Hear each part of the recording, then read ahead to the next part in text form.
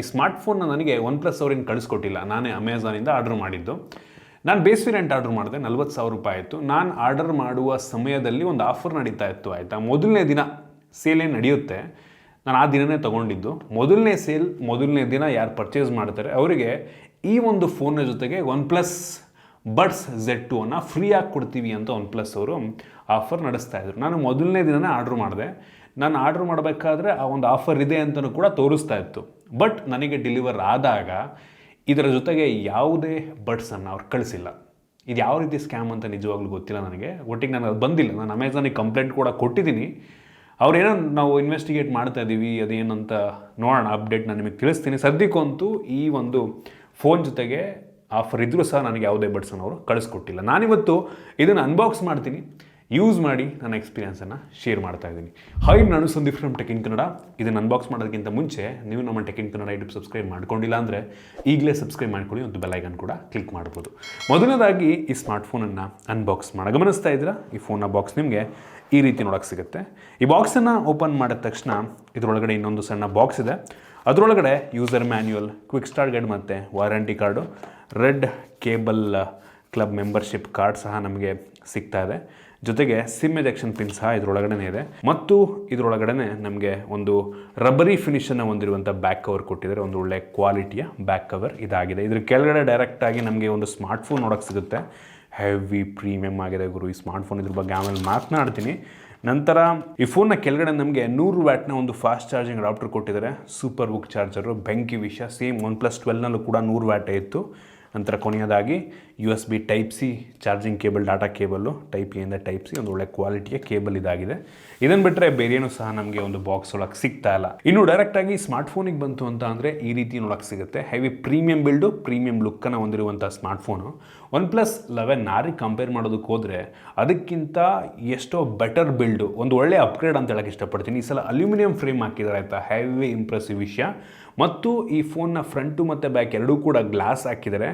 ಇನ್ನೊಂದು ಇಂಪ್ರೆಸಿವ್ ಅನಿಸಿದ್ದು ಈ ಫೋನ್ನ ಹಿಂದೆ ಹಾಕಿರುವಂಥ ಗೊರಿಲ್ಲಾ ಗ್ಲಾಸ್ ವಿಕ್ಟಸ್ 2. ಈ ಪ್ರೈಸ್ ರೇಂಜಿಗೆ ವಿಕ್ಟಸ್ 2 ಕೊಟ್ಟಿರುವಂಥದ್ದು ಸಖತ್ ಇಂಪ್ರೆಸಿವ್ ಅಂತ ಅನ್ನಿಸ್ತು. ಫ್ರಂಟಲ್ಲಿ ನಮಗೆ ಕರ್ವ್ ಡಿಸ್ಪ್ಲೇ ಸಿಗ್ತಾ ಇದೆ. ಒಂದು ಲೆವೆಲಿಗೆ, ಹೆವಿ ಕರ್ವ್ ಅನ್ನಲ್ಲ, ಒಂದು ಲೆವೆಲಿಗೆ ಕರ್ವ್ ಇದೆ. ಈ ಸ್ಮಾರ್ಟ್ಫೋನ್ ಸುಮಾರು 207 ಗ್ರಾಮ್ ವೆಯ್ಟ್ ಇದೆ ಮತ್ತು 8.8 mm ಥಿಕ್ನೆಸ್ಸನ್ನು ಹೊಂದಿರುವಂಥದ್ದು. ಫ್ರಂಟಲ್ಲಿ ಅವ್ರು ಆಲ್ರೆಡಿ ಸ್ಕ್ರೀನ್ ಗಾರ್ಡ್ ಹಾಕಿದರೆ ಒಂದು ಒಳ್ಳೆ ವಿಷಯ. ಒಂದು ಸಣ್ಣ ಪಂಚೋಲ್ ಕ್ಯಾಮ್ರಾ, ಬೆಜಲ್ಸ್ ಎಲ್ಲ ಆಲ್ಮೋಸ್ಟ್ ತುಂಬ ಕಡಿಮೆ ಇದೆ. ಈ ಫೋನ್ನ ಹಿಂದ್ಗಡೆ ನಮಗೆ ಟ್ರಿಪಲ್ ಕ್ಯಾಮ್ರಾ ಸಿಗ್ತಾ ಇರುವಂಥದ್ದು ಮತ್ತು ಸಿಂಗಲ್ LED ಫ್ಲ್ಯಾಶ್ ಇದೆ. ಈ ಕಲರ್ನ ಜೊತೆಗೆ ಇನ್ನೊಂದು ಕಪ್ಪು ಬಣ್ಣದ ಫೋನ್ ಕೂಡ ಬರುತ್ತೆ, ಮ್ಯಾಟ್ ಅದು. ಇದು ಒಂದು ಸ್ವಲ್ಪ ಗ್ಲಾಸಿ ಫಿನಿಶ್ ಆಗಿರೋದ್ರಿಂದ ಸ್ವಲ್ಪ ಸ್ಮಡ್ಜಸ್ ಕಾಣುತ್ತೆ. ಬಟ್ ಈ ಫೋನ್ನ ಲುಕ್ ಮಾತ್ರ ಸಾಕತ್ತಾಗಿದೆ ಆಯಿತು. ನಂಗೆ ಅನಿಸ್ತಂಗೆ ಬ್ಲ್ಯಾಕ್ಗಿಂತ ಈ ಒಂದು ಕಲರೇ ಎದ್ದು ಚೆನ್ನಾಗಿ ಕಾಣುತ್ತೆ ಅಂತ ನನಗಂತೂ ಅನ್ನಿಸ್ತು. ನನಗೆ ಈ ಕಲರ್ ತುಂಬ ಇಂಪ್ರೆಸಿವ್ ಅಂತ ಅನ್ನಿಸ್ತು. ಈ ಫ್ರೇಮಿಂದು ಕಲರು ಅಷ್ಟೇ, ಬ್ಯಾಕಲ್ಲಿ ಎರಡು ಕೂಡ ಮ್ಯಾಚ್ ಆಗ್ತಾ ಇದೆ. ಸೊ ಹೆವಿ ಪ್ರೀಮಿಯಮ್ ಆಗಿ ಕಾಣುತ್ತೆ, ಸಖತ್ ಇಷ್ಟ ಆಯಿತು ನನಗೆ. ಈ ಫೋನಲ್ಲಿ ನಮಗೆ ಇನ್ ಡಿಸ್ಪ್ಲೇ ಫಿಂಗರ್ ಪ್ರಿಂಟ್ ಸೆನ್ಸರ್ ಸಿಗ್ತದೆ. ಇದ್ರ ಬಗ್ಗೆ ಆಮೇಲೆ ಮಾತನಾಡ್ತೀನಿ. ಈ ಫೋನಲ್ಲಿ USB Type-C ಪೋರ್ಟ್ ಇದೆ, ಯಾವುದೇ ಹೆಡ್ಫೋನ್ ಜಾಕ್ ಇಲ್ಲ ಮತ್ತು ಡೆಡಿಕೇಟೆಡ್ SD ಕಾರ್ಡ್ ಸ್ಲಾಟ್ ಕೂಡ ಇಲ್ಲ. ಜೊತೆಗೆ ಅಲರ್ಟ್ ಸ್ಲೈಡರ್ನ ಕೊಟ್ಟಿದ್ದಾರೆ. ಸೂಪರ್ ವಿಷಯಗಳು. ಅಲರ್ಟ್ ಸ್ಲೈಡರು ಆರಾಮಾಗಿ ನೀವು ಈ ಸೈಲೆಂಟ್ ವೈಬ್ರೇಷನ್ ನಾರ್ಮಲ್ ಮೋಡಿಗೆ ಈ ಒಂದು ಸ್ಲೈಡರ್ ಮುಖಾನ ಸ್ವಿಚ್ ಮಾಡ್ಬೋದು. ಮತ್ತು ಈ ಫೋನಲ್ಲಿ IR ಬ್ಲಾಸ್ಟರ್ ಕೂಡ ಇದೆ. ಇದ್ರ ಬಗ್ಗೆ ಆಮೇಲೆ ಮಾತನಾಡ್ತೀನಿ. ಜೊತೆಗೆ ಈ ಫೋನಲ್ಲಿ IP65 ವಾಟರ್ ರೆಸಿಸ್ಟೆಂಟ್ ರೇಟಿಂಗ್ ಕೊಟ್ಟಿದ್ದಾರೆ. ಸೂಪರ್ ವಿಷಯ. ಅಂದರೆ 68 ಅಲ್ಲ, ಬಟ್ 65 ಇದೆ. ಏನು ಇಲ್ದಿರೋದಕ್ಕಿಂತ ಏನೋ ಒಂದು ಕೊಟ್ಟಿದ್ದಾರಲ್ಲ ಅಂತ ಖುಷಿ ಪಡಬೇಕು. ಸೊ ಬೆಂಕಿ ವಿಷಯ. ನನಗಂತೂ ಈ ಫೋನ್ನ ಡಿಸೈನ್ ಮತ್ತು ಬಿಲ್ಡ್ ಕ್ವಾಲಿಟಿ 40,000 ರೂಪಾಯಿಗೆ ಇಂಪ್ರೆಸಿವ್, ಹೆವಿ ಇಂಪ್ರೆಸಿವ್ ಅಂತ ಹೇಳಕ್ಕೆ ಇಷ್ಟಪಡ್ತೀನಿ. ಸಖತ್ ಇಷ್ಟ ಆಯಿತು ನನಗೆ.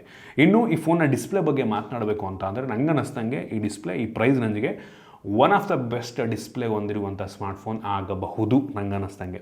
6.78 ಇಂಚಿನ ಫುಲ್ HD+ ರೆಸೊಲ್ಯೂಷನ್ ಹೊಂದಿರುವಂಥ LTPO ಡಿಸ್ಪ್ಲೇ ಇದೆ ಆಯಿತಾ. AMOLED display, LTPO display. ಅವಶ್ಯಕತೆ ಇರೋ ಟೈಮಲ್ಲಿ 1 ಹರ್ಟ್ಸಿಂದ 120 ಹರ್ಟ್ಸ್ ತನಕ ರಿಫ್ರೆಶ್ ರೇಟನ್ನು ಚೇಂಜ್ ಮಾಡುತ್ತೆ. ಹೆವಿ ಬ್ರೈಟಾಗಿ ಕೂಡ ಇದೆ ಆಯಿತಾ. ಎಲ್ಲೂ ಸ್ಪೆಸಿಫೈ ಮಾಡಿಲ್ಲ ಅವರು ವೆಬ್ಸೈಟಲ್ಲಿ. ನಂಗೆ ಅನ್ನಿಸ್ದಂಗೆ ಇದು ಸೇಮ್ OnePlus 12ಅಲ್ಲಿ ಏನು ಬ್ರೈಟ್ನೆಸ್ ಇತ್ತು ಅಷ್ಟೇ ಬ್ರೈಟ್ನೆಸ್ಸು, 4500 ನಿಟ್ಸ್ನ ಪೀಕ್ ಬ್ರೈಟ್ನೆಸ್ಸನ್ನು ಹೊಂದಿರುವಂಥ ಡಿಸ್ಪ್ಲೇ ಅಂತ ಹೇಳಲಾಗ್ತಾ ಇದೆ. ಇದರಲ್ಲಿ ಡಾಲ್ಬಿ ವಿಷನ್ ಕೂಡ ಸಪೋರ್ಟ್ ಇದೆ, HDR10+ ಕೂಡ ಸಪೋರ್ಟ್ ಮಾಡುತ್ತೆ. ನಂಗೆ ಅನ್ನಿಸ್ದಂಗೆ overall one of the best display. ಈ ಪ್ರೈಸ್ 40,000 ರೂಪಾಯಿಗೆ ಬೆಂಕಿ ಡಿಸ್ಪ್ಲೇ ಅಂತ ಹೇಳಕ್ಕೆ ಇಷ್ಟಪಡ್ತೀನಿ. ಇನ್ನು ವೇರಿಯಂಟಿಗೆ ಬಂತು ಅಂತ ಅಂದರೆ ಸದ್ಯಕ್ಕೆ ಈ ಸ್ಮಾರ್ಟ್ಫೋನ್ 2 ವೇರಿಯಂಟಲ್ಲಿ ಲಾಂಚ್ ಆಗ್ತಾ ಇದೆ.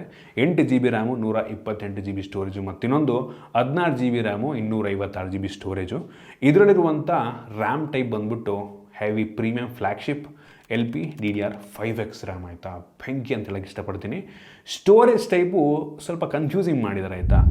ಈ 128 GB ವೇರಿಯಂಟು UFS 3.1 ಸ್ಟೋರೇಜು, ಈ 256 GB ಸ್ಟೋರೇಜ್ ಏನಿದೆ ಅದು UFS 4.0 ಸ್ಟೋರೇಜ್ ಆಯಿತಾ. ಬೆಂಕಿ ವಿಷಯ. ಅವರು 256 GB ವೇರಿಯಂಟ್ ತಗೊಳ್ಳೋರಿಗೆ 4.0 UFS ಅದು ಫ್ಲ್ಯಾಗ್ಶಿಪ್ಪು ಆಯಿತಾ. ಈವನ್ ಪ್ರೀಮಿಯಂ ಫೋನ್ಗಳಲ್ಲಿ 1 ಲಕ್ಷ 1.5 ಲಕ್ಷ ಫೋನಲ್ಲಿರುವಂಥ ರ್ಯಾಮ್ ಟೈಪ್ ಸ್ಟೋರೇಜ್ ಟೈಪ್ ನಿಮಗೆ ಅದರಲ್ಲಿ ಸಿಗ್ತದೆ. ಬಟ್ ನಿಮಗೆ 128 GB ವೇರಿಯಂಟಲ್ಲಿ UFS 3.1 ಸಿಗ್ತದೆ, ಅದು ಕೂಡ ನಾಟ್ ಬೇಡ ಇದೆ. ಈ ಪ್ರೈಸ್ ರೇಂಜಿಗೆ ಅದು ಕೂಡ ಒಳ್ಳೆಯದೇ. ಬಟ್ ಎರಡರಲ್ಲೂ ಕೂಡ UFS 4.0 ಕೊಟ್ಟಿದ್ರೆ ಬೆಂಕಿ ಇರ್ತಿತ್ತು ಅಂತ ನನ್ನ ಒಂದು ಅಭಿಪ್ರಾಯ. ಬಟ್ ಈ ಪ್ರೈಸ್ ರೇಂಜಿಗೆ ಓಕೆ ಅಂತೀನಿ. ಇನ್ನು ಪರ್ಫಾರ್ಮೆನ್ಸ್ ಬಗ್ಗೆ ಮಾತನಾಡಬೇಕು ಅಂತ ಅಂದರೆ ಈ ಸ್ಮಾರ್ಟ್ಫೋನಲ್ಲಿ ಸ್ನ್ಯಾಪ್ಡ್ರ್ಯಾಗನ್ 8 Gen 2 ಇದೆ ಆಯಿತಾ.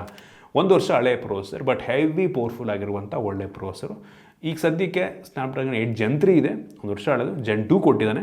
ಈ ಪ್ರೈಸ್ ರೇಂಜಿಗೆ ಆರಾಮಾಗಿ ಪ್ರಿಫರ್ ಮಾಡ್ಬೋದು ಅಂತ ನನಗೆ ಅನ್ಸುತ್ತೆ ಆಯಿತಾ. ನಾವು ಅಂಥದ್ದು ಬೆಂಚ್ ಮಾರ್ಕನ್ನು ಚೆಕ್ ಮಾಡ್ದಂಗೆ ಸುಮಾರು 12,10,000 ರೇಟಿಂಗನ್ನು ಕೊಡ್ತದೆ. ಒಂದು ಒಳ್ಳೆ ರೇಟಿಂಗನ್ನು. ಯಾವ ಗೇಮನ್ನು ಬೇಕಾದರೂ ನೀವು ಹೈ ಸೆಟ್ಟಿಂಗಲ್ಲಿ ಆಡ್ಕೊಬೋದು, ಎಕ್ಸ್ಟ್ರೀಮಲ್ಲಿ ಆಡ್ಬೋದು, ತುಂಬ ಸ್ಮೂತಾಗಿ ಪ್ಲೇ ಆಗುತ್ತೆ. ಯಾವ ಅಪ್ಲಿಕೇಶನ್ ಬೇಕಾದ್ರೂ ಸ್ಮೂತಾಗಿ ರನ್ ಮಾಡ್ಬೋದು.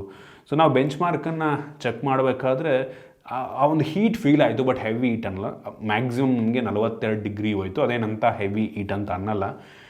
ನಾವು ಬೆಂಚ್ ಮಾರ್ಕನ್ನು ಚೆಕ್ ಮಾಡೋದಕ್ಕಿಂತ ಮುಂಚೆ 57% ಇತ್ತು, ಬೆಂಚ್ ಮಾರ್ಕನ್ನು ಚೆಕ್ ಮಾಡಾದಮೇಲೆ 50% ಆಯಿತು. ಸೊ ಈ ನಡುವೆ 7% ಡೌನ್ ಆಗಿದೆ. ಓಕೆ ಅಂತೀನಿ. ನಾನು ಕೆಲವೊಂದು ಫೋನ್ಗಳು ನೋಡಿದ್ದೀನಿ 8-9% ಕೂಡ ಆಗುತ್ತೆ. ಇದು ನಾರ್ಮಲ್ ಅನ್ನಿಸ್ತು ನನಗೆ. ಇನ್ನು ಗೇಮ್ ಪ್ಲೇ ನಾವು BGMI ಆಡಿದ್ವು ಸ್ಮೂತಲ್ಲಿ ಅಪ್ ಟು 90 FPS ಗ್ರಾಫಿಕ್ ತನಕ ನೀವು ಆಡ್ಬೋದು. ಅಲ್ಟ್ರಾ HDR ಆಪ್ಷನ್ ಕೂಡ ನಿಮಗೆ ಎನೇಬಲ್ ಇದೆ. ಸೊ ಅಲ್ಟ್ರಾ HDRನಲ್ಲಿ ಅಪ್ ಟು ಅಲ್ಟ್ರಾ ಗ್ರಾಫಿಕ್ ತನಕ ಆಡ್ಬೋದು. ಓವರಾಲ್ ಎಕ್ಸ್ಪೀರಿಯನ್ಸು ತುಂಬ ಸ್ಮೂತಾಗಿದೆ. ನೀವು ಗೇಮ್ ಪ್ಲೇ ಆಡಬೇಕಾದ್ರೆ OnePlus 12ಗೂ OnePlus 12Rಗೂ ಗೇಮ್ ಪ್ಲೇನಲ್ಲಿ ಏನು ಡಿಫ್ರೆನ್ಸ್ ಗೊತ್ತಾಗಲ್ಲ. ಯಾವ ಫೋನ್ ಅನ್ನೋದೇ ಗೊತ್ತಾಗಲ್ಲ. ಅಷ್ಟು ಅದೇ ಸ್ಮೂತಾಗಿತ್ತು, ಇದು ಕೂಡ ಅಷ್ಟೇ ಸ್ಮೂತಾಗಿದೆ. ಸೊ ಸೂಪರ್ ವಿಷಯ, ಚೆನ್ನಾಗಿ ಆಪ್ಟಿಮೈಸ್ ಮಾಡಿದರೆ ಅಂತ ಅನ್ನಿಸ್ತು. ಸೊ 90 FPS ಆಪ್ಷನ್ ಕೂಡ ಇದೆ. ಸೊ ನಿಮಗೆ ಗೇಮ್ ಪ್ಲೇ ಎಕ್ಸ್ಪೀರಿಯನ್ಸ್ ತುಂಬ ಸ್ಮೂತಾಗಿ ಬರುತ್ತೆ. ಸೊ ಪರ್ಫಾರ್ಮೆನ್ಸಲ್ಲಿ ತಲೆಕೆಡಿಸ್ಕೊಂಬಿಡಿ. 40,000 ರೂಪಾಯಿಗೆ ಸ್ನ್ಯಾಪ್ಡ್ರ್ಯಾಗನ್ 8 Gen 2 ಕಣ್ಣು ಮುಚ್ಕೊಂಡು ಪ್ರಿಫರ್ ಮಾಡಬಹುದು. ಇನ್ನು ಕ್ಯಾಮ್ರಾಗೆ ಬಂತು ಅಂತ ಅಂದರೆ ಇದೊಂದು ವಿಚಿತ್ರ ಅಂತ ಅನ್ನಿಸ್ತಾನೆ. ಏನಕ್ಕೆ ಅಂದರೆ OnePlus 11R ಕ್ಯಾಮ್ರಾ ಸೆನ್ಸಾರು ಮತ್ತು 12R ಕ್ಯಾಮ್ರಾ ಸೆನ್ಸಾರ್ಗೂ ಯಾವುದೇ ಡಿಫ್ರೆನ್ಸ್ ಇಲ್ಲ. ಮೆಗಾಪಿಕ್ಸೆಲ್ ವೈಸ್ ಆದರೂ ಆಗಿರ್ಬೋದು. ಈ ಮೇನ್ ಸೆನ್ಸಾರ್ದು ಇರುವಂಥ ಸೆನ್ಸಾರು ಸೇಮು. ಸೋನಿದು IMX 890 ಸೆನ್ಸಾರು 11Rಲ್ಲೂ ಅದೇ ಸೆನ್ಸಾರ್ ಇತ್ತು, ಇದರಲ್ಲೂ ಕೂಡ ಅದೇ ಸೆನ್ಸಾರ್, ಏನೂ ಚೇಂಜ್ ಮಾಡಿಲ್ಲ.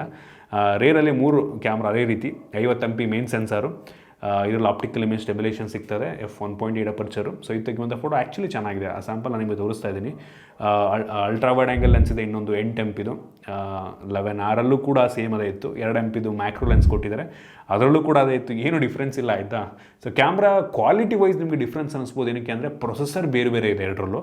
ಸೊ ಅದರಿಂದ ಪ್ರೋಸೆಸಿಂಗ್ ಸ್ವಲ್ಪ ಡಿಫ್ರೆಂಟ್ ಆಗಿರುತ್ತೆ. So photos even sensor same ಇದ್ರೂ ಕೂಡ ಪ್ರೊಸೆಸಿಂಗ್ ಡಿಫ್ರೆಂಟ್ ಆಗಿರೋದ್ರಿಂದ ನಿಮಗೆ ಫೋನಲ್ಲಿ ಈ ಫೋನಲ್ಲಿ ತೆಗೆದಿರೋ ಫೋಟೋ ಸ್ವಲ್ಪ ಡಿಫ್ರೆಂಟ್ ಅಂತ ಅನ್ನಿಸ್ಬೋದು ಆಯಿತಾ. ಮೋಸ್ಟ್ಲಿ ಅದಕ್ಕಿಂತ ಸ್ವಲ್ಪ ಬೆಟರ್ ಪ್ರೋಸೆಸ್ಸನ್ನು ಮಾಡಿ ಫೋಟೋಸನ್ನು ಸ್ವಲ್ಪ ಚೆನ್ನಾಗಿ ಕಾಣೋ ರೀತಿ ಮಾಡ್ಬೋದು. ಒಟ್ಟಿಗೆ ಇದು ಫ್ಲ್ಯಾಗ್ಶಿಪ್ ಸೆನ್ಸಾರೇ, ಹಳೆ ಸೆನ್ಸಾರ್ ಆಗಿದ್ರೂ ಸಹ ಫೋಟೋಸ್ ಚೆನ್ನಾಗಿ ನನಗೆ ಪ್ರೈಸ್ ರೇಂಜಿಗೆ ಓಕೆ ಪರವಾಗಿಲ್ಲ ಅನ್ನಿಸ್ತು. ಸ್ಯಾಂಪಲ್ ತೋರಿಸ್ತಾ ಇದ್ದೀನಿ ನಾನು, ನೋಡ್ಬಿಟ್ಟು ನೀವೇ ಜಡ್ಜ್ ಮಾಡ್ಬೋದು. ಇನ್ನು ಫ್ರಂಟ್ ಕ್ಯಾಮ್ರಾ ಬಂತು ಅಂದರೆ 16 MP. ಇದು ಕೂಡ ಅಷ್ಟೇ 11Rಲ್ಲೂ 16 MP ಇತ್ತು, ಇದು 16 MP ಇದೆ. ಫ್ರಂಟ್ ಕ್ಯಾಮ್ರಾ ಆ್ಯಕ್ಚುಲಿ ನನಗೆ ಇಷ್ಟ ಆಯಿತು. ಸೆಲ್ಫೀಸು ತೋರಿಸ್ತಾ ಇದ್ದೀನಿ. ಕೆಲವೊಂದು ಶಾರ್ಟ್ಸ್ ತುಂಬ ಸಕ್ಕತ್ತಾಗಿದೆ ಅನ್ನಿಸ್ತು ಆಯಿತಾ. ಈವನ್ ಫ್ಲ್ಯಾಗ್ಶಿಪ್ ಲೆವೆಲ್ಗೂ ನೀವು ಕಂಪೇರ್ ಮಾಡ್ಬೋದು, ಆ ರೀತಿ ಇದೆ ಅಂತ ಅನ್ನಿಸ್ತು ಆಯಿತಾ. ಸೊ ಆ ಸ್ಯಾಂಪಲ್ ತೋರಿಸ್ತಾ ಇದ್ದೀನಿ, ನೋಡಿ ನೀವೇ ಜಡ್ಜ್ ಮಾಡ್ಬೋದು. ನಂಗೆ ಇಂಡೋರಲ್ಲಿ ತೆಗೆದಿರುವಂಥ ಕೆಲವೊಂದು ಶಾರ್ಟ್ಸ್ಗಳು ಇಷ್ಟ ಆಯಿತು. ನನಗೆ ತುಂಬ ನಾನು ಚೆನ್ನಾಗಿ ಕಾಣಿಸ್ತಿದ್ದೀನಿ ಅಂತ ಅನ್ನಿಸ್ತಾ ಆಯಿತಾ. ನೋಡಿ ನೀವೇ ಜಡ್ಜ್ ಮಾಡ್ಬೋದು. ಇನ್ನು ವೀಡಿಯೋಗ್ರಫಿಗೆ ಬಂತು ಅಂತ ಅಂದರೆ rare camera 4K 60 FPS video record ಮಾಡಿದ್ರೆ, ಫ್ರಂಟ್ ಕ್ಯಾಮ್ರಾ ಬರೀ full HD 30 FPS video record ಮಾಡುತ್ತೆ. ಏನಕ್ಕೆ ಅಷ್ಟೊಂದು ಕಡಿಮೆ ಕೊಟ್ಟಿದ್ದಾರೆ ಅಂತ ಗೊತ್ತಿಲ್ಲ. ಫ್ರಂಟ್ 4K ಕೊಡ್ಬೋದಾಗಿತ್ತು, ಕೊಟ್ಟಿಲ್ಲ. ಆದರೆ ರೇರ್ ಮಾತ್ರ 4K 60 FPS ರೆಕಾರ್ಡ್ ಮಾಡೋದು ಸ್ಯಾಂಪಲ್ ತೋರಿಸ್ತಾ ಇದ್ದೀನಿ. ರೇರ್ ಕ್ಯಾಮ್ರಾ ನಿಮಗೆ ಒಂದು ಲೆವೆಲಿಗೆ ಸ್ಟೇಬಲ್ ಕೂಡ ತೆಗೆಯುತ್ತೆ. ಓವರಾಲ್ ಕ್ಯಾಮ್ರಾ ಈ ಪ್ರೈಸ್ ರೇಂಜ್ಗೆ ಓಕೆ ಅನ್ನಿಸ್ತು. ಇಂಪ್ರೆಸಿವ್ ಅಂತನಲ್ಲ, ಒಟ್ಟಿಗೆ ನನಗೆ ಓಕೆ ಗುರು ಪರವಾಗಿಲ್ಲ. 40,000ಕ್ಕೆ ಒಂದು ಡೀಸೆಂಟ್ ಕ್ಯಾಮ್ರಾ ಚೆನ್ನಾಗಿದೆ ಅಂತ ಅನ್ನಿಸ್ತು. ಇನ್ನು ಸೆಕ್ಯೂರಿಟಿ ಬಗ್ಗೆ ಮಾತನಾಡಬೇಕು ಅಂತ ಅಂದರೆ ಈ ಫೋನಲ್ಲಿ ನಮಗೆ ಇನ್ ಡಿಸ್ಪ್ಲೇ ಫಿಂಗರ್ ಪ್ರಿಂಟ್ ಸೆನ್ಸರ್ ಕೊಟ್ಟಿದ್ದಾರೆ. ತೋರಿಸ್ತೀನಿ ನೋಡಿ, ಪರವಾಗಿಲ್ಲ ನೋಡಿ, ಹೆವಿ ಫಾಸ್ಟಾಗೇ ಇದೆ ಆಯಿತಾ. ಆಪ್ಟಿಕಲ್ ಆ್ಯಂಡ್ ಡಿಸ್ಪ್ಲೇ ಇದು ಫಾಸ್ಟಾಗೇ ಇದೆ. ಇನ್ನು ಫೇಸ್ ಅನ್ಲಾಕು ತೋರಿಸ್ಬಿಡ್ತೀನಿ. ಫೇಸ್ ಅನ್ಲಾಕು ಕೂಡ ತುಂಬ ಫಾಸ್ಟಾಗಿ ಆಗುತ್ತೆ, ಹೆವಿ ಫಾಸ್ಟಾಗಿ ಟಚ್ ಮಾಡಿದ ತಕ್ಷಣ ಆಗುತ್ತೆ.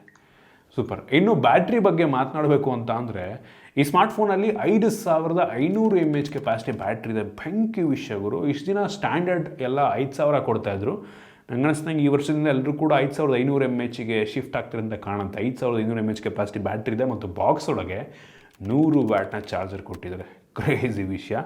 ಬರೀ 26 ನಿಮಿಷದಲ್ಲಿ ಈ ಸ್ಮಾರ್ಟ್ಫೋನ್ ಫುಲ್ ಚಾರ್ಜ್ ಆಗುತ್ತೆ. ಬೆಂಕಿ ವಿಷಯ. ಇನ್ನು ಓ ಎಸ್ಸಿಗೆ ಬಂತು ಅಂತ ಅಂದರೆ ಇದು ಆ್ಯಂಡ್ರಾಯ್ಡ್ 14 ಬೇಸ್ ಮೇಲೆ ರನ್ ಆಗ್ತಿರುವಂಥ ಆಕ್ಸಿಜನ್ ಓ ಎಸ್ಸು, ನಾಮಕಾವಸ್ಥೆ ಆಕ್ಸಿಜನ್ ಓ ಎಸ್ ಅಂತ ಅನಿಸುತ್ತೆ. ಸ್ಮೂತ್ ಆಗಿದೆ, ಚೆನ್ನಾಗಿ ಆಪ್ಟಿಮೈಸ್ ಮಾಡಿದರೆ, ಎಲ್ಲ ಚೆನ್ನಾಗಿದೆ. ಐಕಾನ್ಸ್ಗಳು ನನಗೆ ಅಷ್ಟೊಂದು ಇಷ್ಟ ಆಗಲ್ಲ. ಇನ್ನೊಂದು ಸ್ವಲ್ಪ ಕ್ಲೋಸ್ ಟು ಸ್ಟಾಕ್ ಆ್ಯಂಡ್ರಾಯ್ಡ್ ಕೊಟ್ಟರೆ ಚೆನ್ನಾಗಿರುತ್ತೆ, ಮುಂಚೆ ಥರ ಆಪ್ಷನ್ ಓ ಎಸ್ ಇದ್ದರೆ ಚೆನ್ನಾಗಿರುತ್ತೆ ಅಂತ ನನಗೆ ಅನಿಸುತ್ತೆ. ಆಯಿತಾ, ಈ ಓ ಎಸ್ಸು ನನಗೆ ಸ್ಮೂತ್ ಆಗಿದೆ ಅಂದ್ಬಿಟ್ರೆ ಉಳಿದಿದ್ದು ಐಕಾನ್ಸ್ ಎಲ್ಲ ಅಷ್ಟೊಂದು ಇಷ್ಟ ಆಗೋದಿಲ್ಲ. ಒಟ್ಟಿಗೆ OnePlus ಅವರು ಸೆಕ್ಯೂರಿಟಿ ಪ್ಯಾಚಸ್ಸು, ಸಾಫ್ಟ್ವೇರ್ ಅಪ್ಡೇಟಿಗೆ ಮೋಸ ಮಾಡಲ್ಲ, ತಲೆಗೆಡ್ಸ್ಕೊಂಬಿಡಿ. 3 ವರ್ಷ ರೀಸೆಂಟಾಗೆಲ್ಲ ನ್ಯೂಸ್ ನೋಡಿದೆ, ಅವರು ಕೂಡ OnePlus ಅವರು ಕೂಡ 5 ವರ್ಷ ಸಾಫ್ಟ್ವೇರ್ ಅಪ್ಡೇಟ್ ಕೊಡ್ತೀವಿ ಅಂತ ಎಲ್ಲೋ ಪ್ರಾಮಿಸ್ ಮಾಡಿದ್ದು ನೋಡಿದೆ. ಗೊತ್ತಿಲ್ಲ ಇದು ಕೊಡ್ತಾರೋ ಇಲ್ವೋ ಅಂತ. ನಂಗೆ ಅನಿಸ್ತಾ 3 ವರ್ಷ ಅಂತೂ ಆರಾಮಾಗಿ ಗ್ಯಾರಂಟಿ ಸಾಫ್ಟ್ವೇರ್ ಅಪ್ಡೇಟ್ ಬರುತ್ತೆ. ಅದಾದಮೇಲೆ ಕೊಟ್ಟರು ಕೊಡಬಹುದು, ಯಾವುದೇ ಕ್ಲಾರಿಟಿ ಇನ್ನೂ ಸಿಕ್ಕಿಲ್ಲ. ಇನ್ನು ಈ ಸ್ಮಾರ್ಟ್ಫೋನಲ್ಲಿ ನಮಗೆ ಸ್ಟೀರಿಯೋ ಸ್ಪೀಕರ್ ಸಿಗ್ತದೆ. ಇದು ಡಾಲ್ಬಿ ಅಟ್ಮೋಸ್ ಸ್ಪೀಕರ್, ಆಯಿತಾ, ಬೆಂಕಿ ವಿಷಯ. ಬಾಟಮ್ ಫೈರಿಂಗ್ ಒಂದಿದೆ ಮತ್ತು ಮೇಲ್ಗಡೆ ಕೂಡ ಸ್ಪೀಕರ್ಗಳು ಕೊಟ್ಟಿದ್ದಾರೆ. ಸೊ ಸ್ಟೀರಿಯೋ ರೀತಿ ಕೆಲಸವನ್ನು ಮಾಡುತ್ತೆ. ಸ್ಪೀಕರ್ ಕ್ಲಾರಿಟಿ ಆ್ಯಕ್ಚುಲಿ ತುಂಬ ಚೆನ್ನಾಗಿದೆ. ಇನ್ನು ಈ ಸ್ಮಾರ್ಟ್ಫೋನಲ್ಲಿ ಡ್ಯುಯಲ್ ಬ್ಯಾಂಡ್ ವೈಫೈನ ಜೊತೆಗೆ ವೈಫೈ 6, 7 ಎರಡೂ ಕೂಡ ಸಪೋರ್ಟ್ ಆಗುತ್ತೆ. ಬ್ಲೂಟೂತ್ 5.3 ಸಹ ಕೊಟ್ಟಿದ್ದಾರೆ. 15 5G ಬ್ಯಾಂಡ್ಗಳು ಸಪೋರ್ಟ್ ಆಗುತ್ತೆ ಮತ್ತು ಕ್ಯಾರಿಯರ್ ಅಗ್ರಿಗೇಷನ್ ಸಹ ಇದೆ. ಎಲ್ಲೂ ಕೂಡ ಆಲ್ಮೋಸ್ಟ್ ಕನೆಕ್ಟಿವಿಟಿಯಲ್ಲಿ ಕಾಂಪ್ರಮೈಸ್ ಮಾಡಿಲ್ಲ. ಮತ್ತು NFC ಸಹ ಇರುವಂಥದ್ದು. ಸೆನ್ಸಾರಿಗೆ ಬಂತು ಅಂತ ಅಂದರೆ ಆಲ್ಮೋಸ್ಟ್ ಎಲ್ಲ ಸೆನ್ಸರ್ಸ್ನೂ ಹಾಕಿದರೆ. IR ಬ್ಲಾಸ್ಟರ್ ಸಹ ಇರುವಂಥದ್ದು. ಸೊ ಟಿವಿಯನ್ನು IR ಸಪೋರ್ಟ್ ಆಗುವಂಥ ಡಿವೈಸ್ನ ಈ ಫೋನಿಂದ ಕಂಟ್ರೋಲ್ ಮಾಡ್ಬೋದು. ಒಳ್ಳೆ ವಿಷಯ ಅಂತೀನಿ, ಆಯಿತಾ. ಆಲ್ಮೋಸ್ಟ್ ಈ ಪ್ರೈಸ್ ರೇಂಜಿಗೆ ಒಂದು ಲೆವೆಲಿಗೆ ಫ್ಲ್ಯಾಗ್ಶಿಪ್ ಕಿಲ್ಲರ್ ಸ್ಮಾರ್ಟ್ಫೋನ್ ಅಂತ ಬೇಕಾದರೂ ಅನ್ಬೋದು. ನಂಗೆ ಅನ್ನಿಸ್ದಂಗೆ ಸದ್ಯಕ್ಕೆ ನಿಮಗೆ ಇದಕ್ಕಿಂತ ಪವರ್ಫುಲ್ ಆಗಿರುವಂಥ ಫೋನ್ ಅವಶ್ಯಕತೆ ಇಲ್ಲ, ಆಯಿತಾ. ನೋಡೋದಕ್ಕೆ ಹೋದರೆ ಸ್ನ್ಯಾಪ್ಡ್ರ್ಯಾಗನ್ 8 Gen 3 ಇದ್ದರೂ ಸಹ 8 Gen 2 ಕೂಡ ಆಲ್ಮೋಸ್ಟ್ ಯಾವ ಒಂದು ಗೇಮನ್ನ ಅಪ್ಲಿಕೇಶನ್ ಬೇಕಾದ್ರೂ ಹ್ಯಾಂಡಲ್ ಮಾಡುತ್ತೆ, ಆಯಿತಾ. ಆರಾಮಾಗಿ ನೀವು ಮುಂದಿನ 5 ವರ್ಷ ಬೇಕಾದರೂ ಈ ಫೋನ್ನ ಯೂಸ್ ಮಾಡ್ಬೋದು, ತೊಂದರೆ ಆಗೋದಿಲ್ಲ, ಆಯಿತಾ. ನನಗೆ ಅನ್ನಿಸ್ದಂಗೆ ಈ ಪ್ರೈಸ್ ರೇಂಜಿಗೆ ಸದ್ಯಕ್ಕೆ one of the best option ಆಗಬಹುದು. ಇನ್ನು ಕೆಲವೇ ದಿನಗಳಲ್ಲಿ ಐಕ್ಯೂ ಅವ್ರದ್ದು ಒಂದು ಫೋನ್ ಬರ್ತಾಯಿದೆ. ಐಕ್ಯೂ ನ್ಯೂ ಯಾವುದೋ ಡಿವೈಸ್ ಬರ್ತಾಯಿದೆ, ಅಪ್ಕಮಿಂಗ್ ಹೇಳಿದ್ದೆ ಅದನ್ನ. ಸೊ ಆ ಫೋನ್ ಎಷ್ಟಕ್ಕೆ ಲಾಂಚ್ ಆಗುತ್ತೆ ಅಂತ ನೋಡಿಕೊಂಡು ನಾವು ಡಿಸೈಡ್ ಮಾಡ್ಕೊಬೋದು ಬೇಕಾದರೆ ಆ ಫೋನಾ ಈ ಫೋನಾ ಅಂತ.